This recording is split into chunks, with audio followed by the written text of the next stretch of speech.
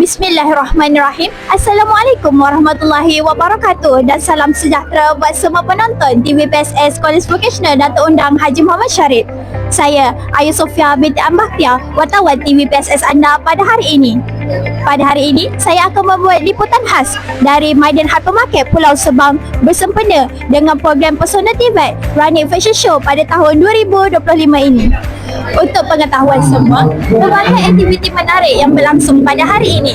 Antaranya, peragaan baju bertemakan Art hasil rekaan pelajar Diploma 1 Seni Reka Fashion, demonstrasi solekan khas dari pelajar kosmetologi, pertandingan mewarna dan banyak lagi. Untuk ketahui lebih lanjut tentang program pada hari ini, jom ikuti saya saksikan aktiviti-aktiviti yang berlangsung pada hari ini. Iaitu Art to Wear, rekaan projek tahun akhir dan Waste to Wear. Dan lafaz Bismillahirrahmanirrahim. Saya merasmikan program Pesona TVET College Datuk Undang Haji Muhammad Syarif pada tahun 2020.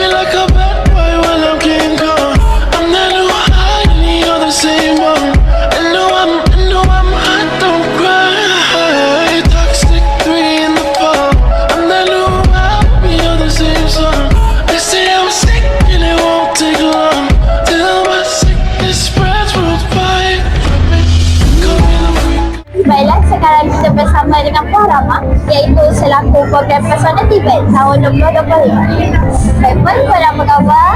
Alhamdulillah, sihat. Boleh saya tanya Puan satu soalan? Boleh. Okey, pada pendapat Puan, bagaimana program Pesona TVET yang dilakukan pada hari ini dapat memperkenalkan TVET kepada masyarakat kat luar sana? Okey, pertama sekali saya nak ucapkan tahniah kepada semua warga College Vocational Datuk Undang Haji Muhammad Syarif, terutama kepada pengarah Puan Fazilah.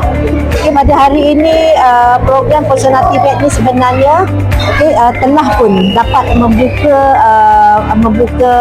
mata masyarakat terhadap program-program yang ditawarkan oleh College Vocational, khususnya oleh KB Datuk Undang Haji Muhammad Syarif lah. Jadi apabila program-program ini dilaksanakan di tempat-tempat awam, maka orang-orang awam atau masyarakat berpeluang untuk melihat hasil kerja para pelajar dan juga kemenjadian para pelajar lah yang telah pun dipamerkan. Cuma saya sangat berharap supaya program seperti ini bukan hanya dia punya promosi bukan hanya terhenti di Maidan ini saja.